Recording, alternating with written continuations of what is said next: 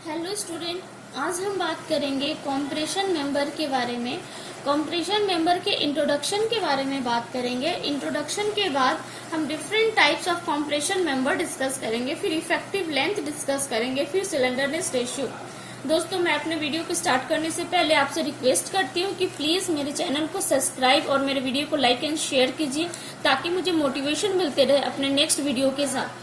दोस्तों, compression member से हमें समझ आता है कि कोई भी मेंबर है, ठीक है, मान लेते हैं कि हमारा ये रेक्टेंगल ब्लॉक है जिसपे कि कॉम्प्रेसिव फोर्स लग रहा है। मैं आपको दिखाने के लिए डायग्राम बता दी हूँ। ये हमारा जो फोर्स का नेचर है वो किस तरह का है, कॉम्प्रेशन। और जब हम कॉम्प्रेशन करेंगे तो इसके लेंथ में क्या होगा, डिक्रीज होगा। इसका लेंथ क्या होगा, डिक्रीज करेगा due to the compressive force. ठीक है, ये कॉम्प्रेशन टेंशन ये कॉम्प्रेशन फोर्स को बियर करेगा। इस मेंबर को बोलेंगे कॉम्प्रेशन मेंबर। तो compression member is the one which carries predominantly the opposite compressive force on two ends. ये देखिए, टू एंड्स हो गई। अब हम बात करेंगे ideal compression member. Ideal compression member क्या होता है, इसे देखिए। कहता है कि it is the one which is perfectly straight. अगर हम नॉर्मल कॉम्प्रेशन मेंबर की बात करें तो कॉम्प्रेशन मेंबर में जब लोड अप्लाइड करते हैं तो स्ट्रक्चर ज्यादा स्ट्रेट नहीं होता है, इसमें डिफ्लेक्शन आता है। तो कहते हैं कि एक आइडियल कॉम्प्रेशन मेंबर वो है जो परफेक्टली स्ट्रेट होता है एंड हैज नो क्रूकनेस। ठीक है, क्रूकनेस नहीं होती। ठीक है, the loads are applied uniformly across the section with CO, center of gravity of the load coincide with the center of gravity of the compression member. That means ideal compression member का क्या है definition, हम लोगों ने देख लिया। अब हम बात करते हैं different types of compression member। different types of compression member के बारे में हम बात करेंगे। उससे पहले हम जानेंगे कि क्या हमारे दिमाग में compression member अगर बोलते हैं तो क्या आता है। सबसे पहले कॉलम को ही हम स्टेंशन बोलते हैं और उसी को पोस्ट बोलते हैं, लेकिन ये तीनों अलग अलग पर्पस, अलग अलग जगह पे यूज होने के कारण इनका नाम अलग अलग है। कॉलम अगर बोलते हैं तो नॉर्मल जो हमारा आरसीसी बिल्डिंग्स होता है, ठीक है, आरसीसी बिल्डिंग्स होता है, उसमें हम क्या यूज करते हैं, टर्म कॉलम।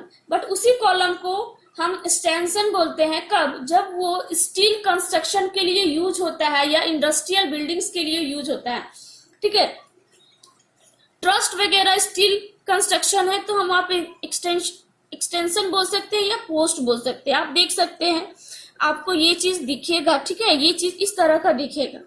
अब हम बात करते हैं स्ट्रट। स्ट्रट वर्ड बहुत ही फैमिलियर वर्ड है, ठीक है, जो कि जिसका स्पैन क्या होता है, छोटा होता है। और इसकी सबसे बड़ी खासियत है कि एक कॉलम को हम स्ट्रट बोल सकते हैं अगर ठीक है, एक कॉलम का स्ट्रट बोल सकते हैं अगर वो वर्टिकल मेंबर हो। अगर इंक्लाइंड होता है तो स्ट्रट दो फॉर्म में पाया जाता है, एक इंक्लाइंड फॉर्म में पाया जाता है, ये देखिए, ठीक है, और दूसरा देखिए ये इंक्लाइंड फॉर्म में है।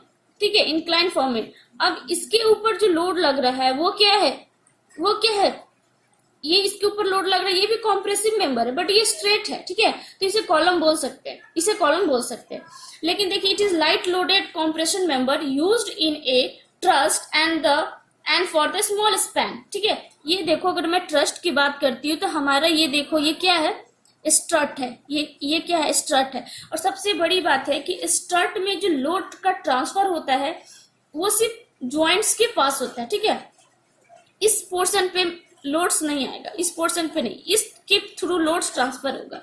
ये क्रेन का मैंने बनाया है जहां से कोई भी, ठीक है, लोड कैरी कर सकता है। तो ये वाला जो पोर्शन है उसको स्ट्रट बोलेंगे और इस वाले पोर्शन को हम लोग कॉलम्स बोलते हैं।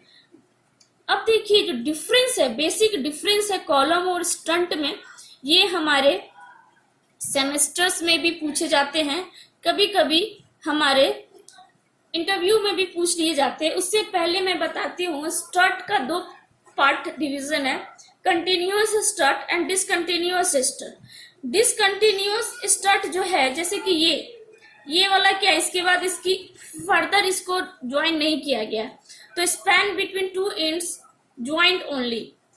ठीक है, तो इसे बोलेंगे डिसकंटिन्यू। और कंटिन्यूअस अगर मान लो हमारा फ्लोर है आरसीसी, सॉरी स्टील का कोई फ्लोर है, उसके ऊपर अगर हमें उसे और एक्सटेंड करना है कॉलम को, तो उसे बोलेंगे कंटिन्यूअस स्ट्रट। सबसे इंपॉर्टेंट जो हम बात करेंगे अभी वो है कॉलम और स्ट्रट के डिफरेंस में। सबसे पहले कॉलम हम किसके लिए यूज करते हैं? बिल्डिंग्स के लिए, आरसीसी बिल्डिंग्स में, ठीक है। तो कॉम्प्रेशन मेंबर का मतलब हो गया कॉलम और फ्रेम स्ट्रक्चर। यूज किस में होता है? फ्रेम स्ट्रक्चर के लिए यूज होता है। और स्ट्रट हमारा ट्रस्ट मेंबर में यूज होता है, ठीक है। जब हम बोलेंगे कॉलम तो हमारे दिमाग में आएगा वो स्ट्रक्चर जिसमें कि स्ट्रक्चर का क्या टाइप है? फ्रेम स्ट्रक्चर है। दूसरा क्या है? कॉम्प्रेशन मेंबर, जो कि स्ट्रट है ऑफ ट्रस्ट मेंबर का है। अब देखिए, effective length of column divided by dia of column should be greater than 3, यानी कॉलम की जो इफेक्टिव लेंथ है divided by dia of column वो कितने से ज्यादा होना चाहिए? 3 से ज्यादा होना चाहिए। But L effective of column यानी कि स्ट्रट की हम बात कर रहे हैं, and dia of strut should not be greater than 3, मतलब ये 3 से कम होगा, should not be greater than 3। अब हम बात करते हैं load are applied anywhere throughout the column. अगर हम कॉलम बनाते हैं, देखिए मैं आपको समझाना चाह रही हूँ, अगर हमारा ये कॉलम है, ठीक है, ये कॉलम है, तो इस कॉलम पे हर तरह से फोर्स आ सकता है एज अ कॉम्प्रेशन मेंबर। लेकिन अगर हमने ठीक है, कोई भी सपोज दैट हमारा यही एक पोर्शन है, ठीक है, ये पोर्शन है, सिमिलरली ये पोर्शन है, तो हम इसके जॉइंट्स पे, सिर्फ इसके जॉइंट्स पे लोड को अप्लाई कर सकते हैं, इस मेंबर पे नहीं कर सकते। बूम क्या होता है? Boom is the compressive member for crane. Crane का जब हम यूज करते हैं, मान लो कि हमने एक क्रेन का यूज किया, एक्चुअली ये आपको शायद अच्छा से ना बना हो, पर मैं आपको बता दूं, अगर हमने क्रेन का यूज किया है तो इसके ऊपर एक बूम लगा होता है, जो कि इस लोड को जब कैरी करते हैं तो इस मेंबर पे एक कॉम्प्रेशन टेंशन आता है, कॉम्प्रेशन फोर्स आता है, sorry not tension, compression force आता है, उसे हम बूम बोलते हैं।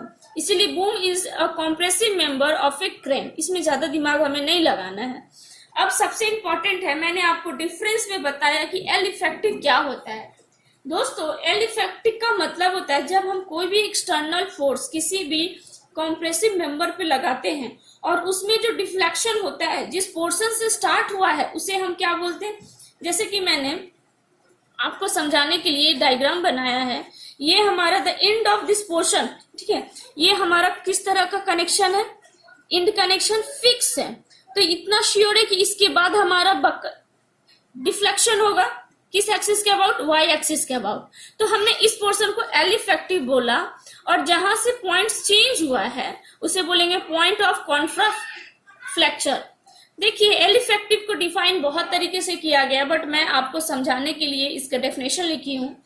The end of this portion of compression member are called as the point of contra flexure. इस एंड की मैं बात कर रही हूं, क्यों? क्योंकि कॉन्ट्रा फ्लेक्चर का मतलब होता है जहां पे बेंडिंग मोमेंट चेंज किया हो, जहां पे बेंडिंग मोमेंट ने अपने साइन को चेंज किया हो, उस पॉइंट को हम क्या बोलते हैं? Point of contra flexure. And the distance between this point is called effective length.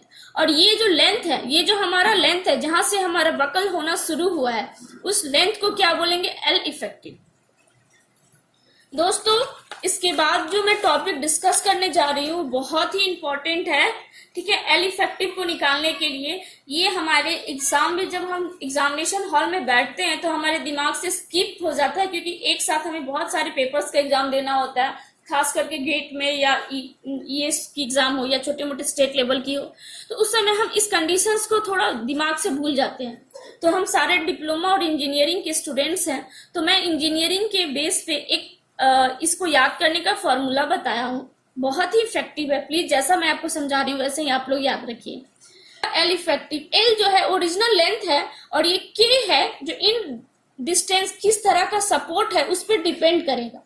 तो मैंने क्या किया, असेंडिंग ऑर्डर में अपना लिखा है कि एल इफेक्टिव निकालने का फॉर्मूला। देखिए, हमें ये वैल्यूज तो याद रह जाते हैं पर इन कंडीशन याद नहीं रहते। अब ध्यान दीजिए, जब हम फर्स्ट ईयर में जब हम आते हैं, तो हम जब फर्स्ट ईयर में आते हैं तो हमारे दिमाग में क्या होता है कि हमें सिर्फ पढ़ाई करना है, यानी कि ये हमारा माइंड है, ये सपोज दैट ये लेफ्ट हैंड साइड है, ये राइट हैंड साइड है, मान लिया। आप कुछ भी मान सकते हो। तो दोनों ही तरफ हमारा दिमाग फर्स्ट ईयर में क्या होता है, फिक्स होता है। तो हमें मस्ती करने की जो कैपेसिटी होती है वो कम हो जाती है। कैसे कम हो जाती है? क्योंकि हम कभी ये नहीं सोचते कि हमें यहाँ आके कुछ और करना है, हमारे दिमाग में सिर्फ और सिर्फ पढ़ाई होता है, दोनों तरफ हमारे दिमाग में सिर्फ पढ़ाई चलती है। तो एल इफेक्टिव कैसे निकल गया, 0.65 एल। लेकिन जब हम सेकेंड ईयर में आते हैं तो हमारा एक तरफ का जो माइंड होता है वो बिल्कुल फिक्स होता है कि हमें पढ़ाई करना है। जब हमारी दोस्ती होती है, हिंज, ये जो एक्सट्रैक्शन है दोस्तों का बनना, उसे मैंने हिंज से रिप्रेजेंट किया है, तो हमारा मस्ती रेट क्या होता है, थोड़ा सा बढ़ जाता है। तो 0.8 एल हो गया।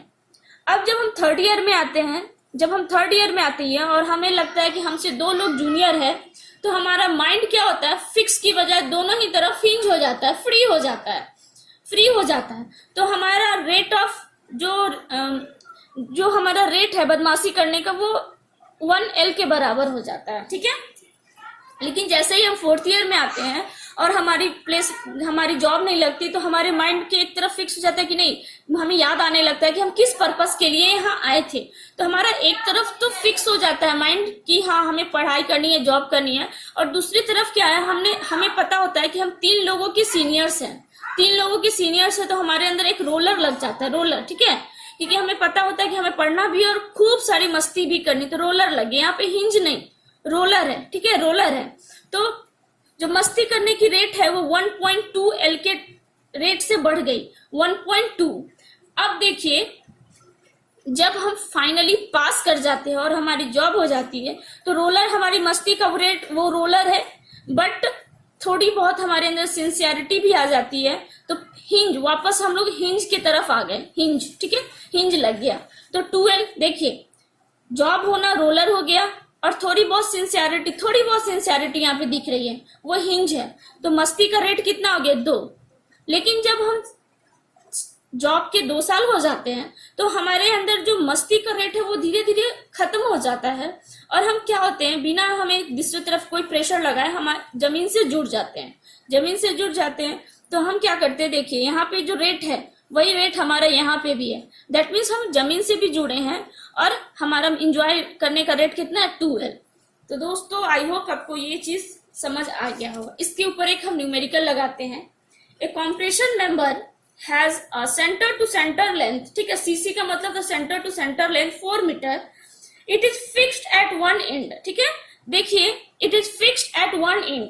देखिए कंडीशन क्या है, 1 एंड फिक्स है, एक ये हो सकता है, या ये हो सकता है, या ये हो सकता है, ध्यान दिए। उसके बाद हिंज एट अदर, और हिंज क्या है, हिंज दूसरे तरफ, यानी सेकेंड ईयर की हम बात कर रहे हैं। सेकेंड ईयर में कितना हो जाएगा एल इफेक्टिव, 0.8 इंटू एल। हम एल इफेक्टिव कैसे निकालेंगे, 0.8 इंटू एल। 0.8 इंटू एल कितना है, 4 है, क्वेश्चंस में गिवन है, एल कितना है, 4 है। हम जब इसको सॉल्व करेंगे तो 3.2। दोस्तों बहुत टाइम आपके क्वेश्चंस में ये पूछे जाते हैं कि कॉलम जो है वो लेस्ड कॉलम है और बैटर्न कॉलम है, तो आपको ये चीज समझना पड़ेगा कि लेस्ड कॉलम अगर है तो उसमें इस तरह का पोर्शन दिखाई देगा, ठीक है। फ्रंट से अगर आप देखोगे तो आपको इस तरह का पोर्शन दिखाई देगा, ठीक है। लेकिन वही बैटर्न बोलोगे, बैटर्न कॉलम, तो ये देखो, ये जो कॉलम है उसमें डबल सेफ्टी इस तरीके से लगी होती है, एक के पीछे दूसरा। ये जो डॉटेड है वो उसके जस्ट पीछे है। तो ये क्या है, हेवी लोड के लिए बनाया जाता है। ये दोनों किसके लिए, हेवी लोड के लिए बनाया जाता है। अगर जब इसे हम डिजाइन करते हैं तो इसकी एक्चुअल वैल्यू से हम 5% एक्स्ट्रा लेकर बनाते हैं। इसकी एक्चुअल लेंथ, अगर हमें इफेक्टिव लेंथ कंसीडर करनी होती है, तो इफेक्टिव लेंथ जब भी हम बनाते हैं, अगर हमारे क्वेश्चन अगर डिजाइन पर्पस के लिए, तो एक्चुअल लेंथ से 5% एक्स्ट्रा लेंथ लेकर बनाते हैं इफेक्टिव लेंथ। लेकिन इस केस में हम क्या करते हैं, 10%, ठीक है, 10%। ये आपके ऑब्जेक्टिव में कभी कभी पूछे जा सकते हैं। अब हम बात करते हैं स्लेंडरनेस रेशियो। स्लेंडरनेस रेशियो क्या होता है, इट इज द रेशियो, क्योंकि रेशियो है किसकी, effective length of the member to the radius of gyration. दोस्तों मैं इस टॉपिक को बहुत ही डिटेल्स में बात करूंगी, लेकिन इससे पहले मैं आपको समझाना चाहती हूँ कि स्लेंडरनेस रेशियो क्या होती है। आपको समझ आया कि L effective by radius of gyration. अब ये पता है कि एल इफेक्टिव क्या होता है, के इंटू एल। के क्या होता है, इन कंडीशन, एल क्या है, लेंथ ऑफ मेंबर, तो total length of tension member constant जो डिपेंड करता है इंड कंडीशन पे, और आर क्या है, रेडियस ऑफ गायरेशन। यहाँ पे हम बात करेंगे रेडियस ऑफ गायरेशन का क्या मतलब होता है। रेडियस ऑफ गायरेशन का मतलब होता है कि जिसके अबाउट बेंडिंग मोमेंट, ठीक है, या मोमेंट ऑफ इनर्शिया कम हो, उसके लिए हम डिजाइन करते हैं। आर मिनिमम यहाँ पे बोलेंगे, ठीक है। अब देखिए मैंने एक सेक्शन लिया है, ये आई सेक्शन है, ये आई सेक्शन है, ठीक है। तो मैंने इस जेड एक्सिस को हॉरिजेंटल माना है, हॉरिजेंटल प्लेन, और इस वर्टिकल प्लेन को वाई एक्सिस माना है। इस हॉरिजेंटल प्लेन अगर जेड एक्सिस की बात करें तो यहां से लेकर यहां तक जो डिस्टेंस है उसे बोलेंगे रेडियस ऑफ गायरेशन, और ये क्या है, आरजेड है। सिमिलरली यहां से यहां क्या हो जाएगा, आरजेड 2 हो जाएगा। सिमिलरली यहां तक। अब जब हम वाई एक्सिस के अबाउट निकालेंगे तो रेडियस ऑफ गायरेशन कितना होगा, ये वाला पोर्शन, सिर्फ ये वाला पोर्शन, तो ये कम है। तो हमें किसके लिए डिजाइन करना है, मिनिमम के लिए। तो आर वाई क्या है, मिनिमम है, तो आर मिनिमम अगर हम ये ओरिएंटेशन चेंज होने पे जिसके अकॉर्डिंग मोमेंट ऑफ इनर्शिया कम होगा उसके अकॉर्डिंग हम बनाएंगे। आई वाई वाई के अकॉर्डिंग यहाँ पे कम है, तो under root I Y Y divided by A G. A G क्या है, टोटल ग्रॉस एरिया, किसी भी सेक्शन का टोटल। ये आपके आईएस कोड में गिवन होगा, डोंट वरी फॉर दैट। ये कोड आईएस 800 में गिवन है, हम इसे डिटेल्स में बात करेंगे। लेकिन एक चीज जान लीजिए कि सिलेंडरनेस रेशियो की वैल्यू अगर कम आई तो रेडियस ऑफ गायरेशन ज्यादा होगी, और रेडियस ऑफ गायरेशन जिस एक्सिस के अबाउट ज्यादा होगी उसे ही हम कंसीडर करेंगे। अगर रेडियस ऑफ गायरेशन किसी मेंबर के ज्यादा होगा तो उस मेंबर की कॉम्प्रेसिव स्ट्रेंथ क्या होगी, ज्यादा होगी, उसकी कॉम्प्रेसिव स्ट्रेंथ ज्यादा होगी। यहाँ पे आपको ऑब्जेक्टिव पूछा जा सकता है कि सिलेंडरनेस रेशियो अगर कम हुआ, ठीक है, अगर कम हुई तो ऑटोमेटिक वो रेडियस ऑफ गायरेशन पे डिपेंड करेगी, और रेडियस ऑफ गायरेशन ज्यादा होगा तो फिर उस मेंबर का कॉम्प्रेसिव स्ट्रेंथ ज्यादा होगा।